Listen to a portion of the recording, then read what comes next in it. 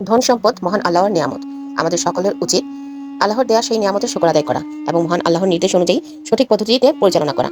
যারা এই সম্পদ ধরে রাখার চেষ্টা করে তাদের কৃপণ বলে। কৃপণতা মানুষকে ধ্বংসের দিকে নিয়ে যায়। আমাদের প্রিয় নবী রাসূল সাল্লাল্লাহু আলাইহি ওয়াসাল্লাম ভাষণ দেন, তোমরা কৃপণতার ব্যাপারে সাবধান হও, কেননা তোমাদের পূর্ববর্তীরা কৃপণতার কারণে ধ্বংস হয়েছে।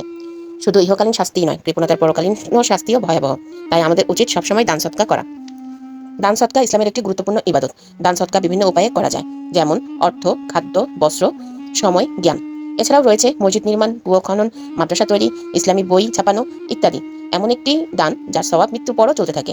একে সৎকায়ে জারিয়া বলে। ইসলামে দান সৎকার কোনো নির্দিষ্ট সময় নেই। রমজান মাসে দান সৎকার করার ফজিলত অনেক বেশি। দানে এক প্রকার মধুরতা ও অদ্ভুত স্বাদ রয়েছে, যা জীবনকে এক ব্যতিক্রমী অনুভূতি প্রদান করে। একবার যদি সেটা বাস্তবায়ন করা যায়, তবে কখনো আর পরিত্যাগ করা সম্ভব হয় না। আসুন আমরা সবাই দান সৎকার মাধ্যমে আল্লাহর সন্তুষ্টি অর্জন করি, সমাজের দুস্থ মানুষের পাশে দাঁড়াই।